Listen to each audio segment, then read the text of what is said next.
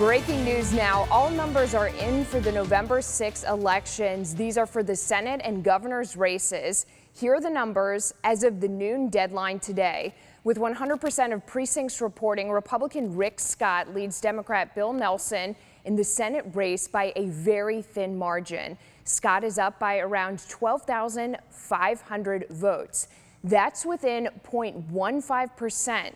The Secretary of State has now called a recount.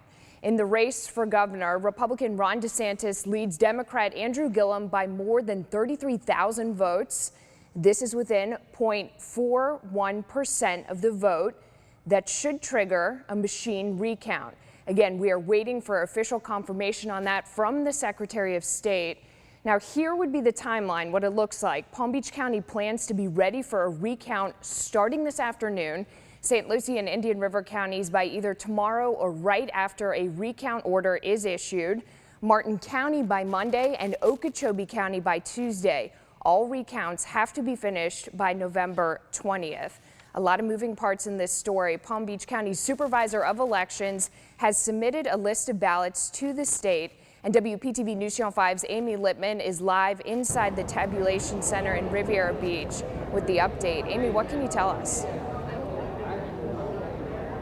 Tori, they've been preparing behind me here at the tabulation center for a couple of hours for this possible recount. They've been sorting through ballots. We don't know exactly what they are doing to sort through those ballots to prepare for this. However, I do know they've been preparing for it, and the canvassing board is set to meet at 2 o'clock. That's coming up here in a little while, and they're set to continue to meet while this recount process is going on. So while all of this happens across the state in terms of recounts, here in Palm Beach County, there is another issue that's been at hand today and earlier days this week.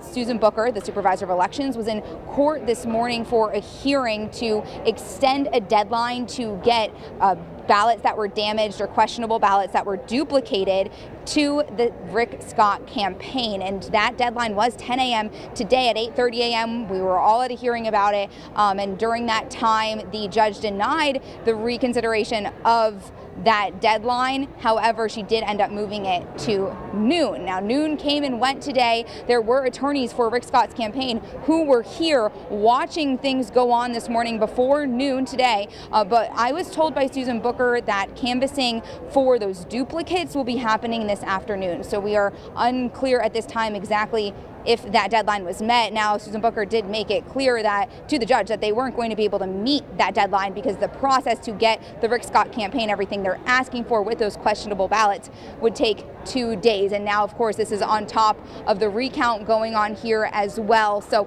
there's a lot happening, and of course, we will continue to keep everyone updated on all of that. Reporting live in Riviera Beach, Amy Littman, WPTV News Channel 5. So, Amy, I know it's difficult to get information when you're in there. There are barriers to information as well. But have you been able to talk to Susan Booker about the next steps? Is this going to be a 24/7 operation for the next few days, or any word on how long this might take? I mean, that's a lot to recount. I haven't, Tori. I haven't been able to talk to her in length. She says that she's really busy when we approach her with questions. So she did tell me earlier that some of the procedures that they were doing were to fix some kind of record issue in preparation for a recount, and that they would be canvassing those duplicates later today. But I haven't heard any timeline in terms of what they're going to do to get all of these ballots recounted, in addition to meeting what the court has set forth for them in terms of that lawsuit from the Rick Scott campaign. All right. Thanks so much, Amy. So obviously we will be there at the tabulation center, staying on top of all of this news. There are different facets to this story, so make sure to stick with us. Also, download the WPTV News app to get breaking news updates sent right to your phone. Our app is free to download. Of course, we will have much more coverage coming up tonight on WPTV News Channel 5 at 6 and always on WPTV.com. Have a great day.